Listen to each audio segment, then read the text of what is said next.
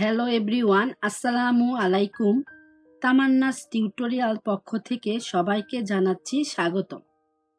আজকে আমরা নবম দশম শ্রেণীর হিসাব বিজ্ঞান দ্বিতীয় অধ্যায় লেনদেন এই অধ্যায় নিয়ে আলোচনা করব।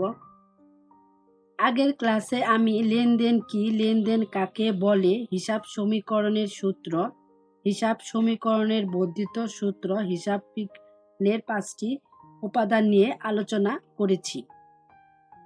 আজকে আমরা জানব সম্পদ কি, দায় কি, ব্যয় কি, আয় কি। এগুলা যদি আমরা ভালোভাবে অঙ্ক করার আগে জেনে না নেই তাহলে আমাদের অঙ্ক করতে অসুবিধা হবে। চলো আমরা এইসব সম্পদ কি, দায় কি, আয় কি জেনে নেই।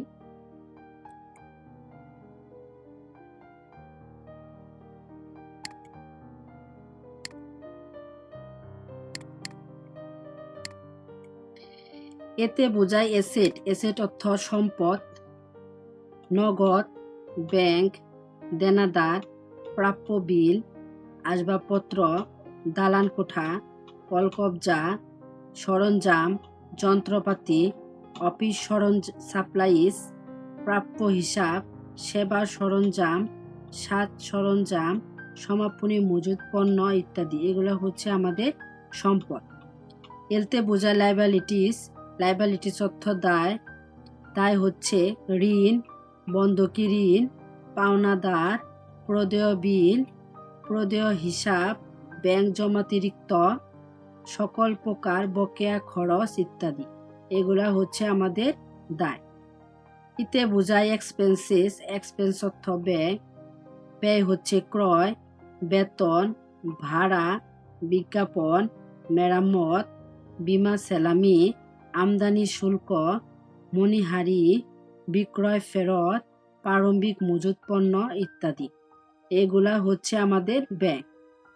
আরতে বোঝায় রেভিনিউ, রেভিনিউ অর্থ আয়, আয় হচ্ছে বিক্রয়, প্রাপ্ত বাট্টা, প্রাপ্ত কমিশন, প্রাপ্ত উপভাড়া, শিক্ষানবিশ সেলামি, বিনিয়োগের সুদ, প্রদত্ত ঋণের সুদ, প্রাপ্ত লভ্যাংশ, ক্রয়ের ওপর বাট্টা, বিক্রয় ফেরত, সম্পত্তি বিক্রয়ের মুনাফা ইত্যাদি। এগুলা হচ্ছে আমাদের আয়।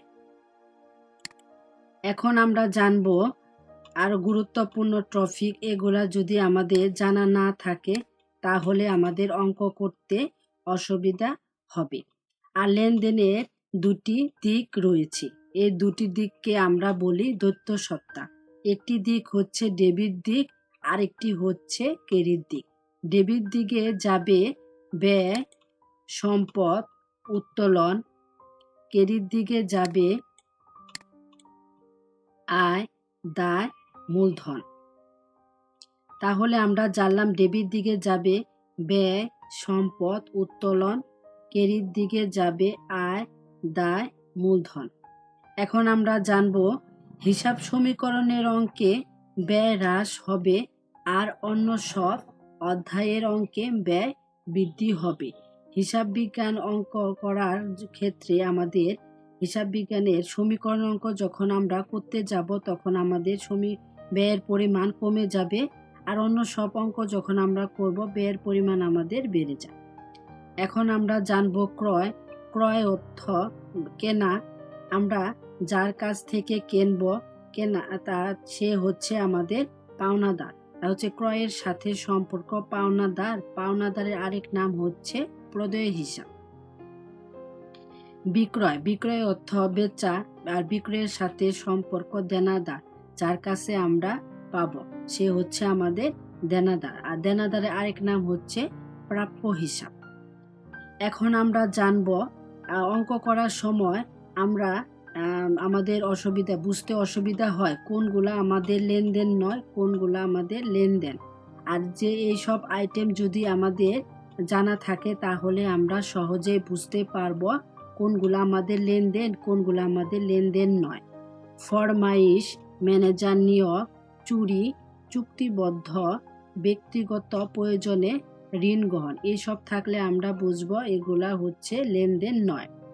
আর হিসাব বিজ্ঞানের লেনদেন অধ্যায়ের অঙ্ক করার ক্ষেত্রে আমাদের মালিকানা সত্ত্ব স্বত্বাধিকারের সূত্র আমাদের অঙ্ক করতে হবে। আর এই সূত্র যদি আমরা ভালোভাবে জেনে নেই তাহলে আমাদের অঙ্ক করতে অসুবিধা হবে না। তাহলে স্বত্বাধিকারের সূত্র হচ্ছে মূলধন, মূলধনের সাথে আমরা যোগ করব আয়,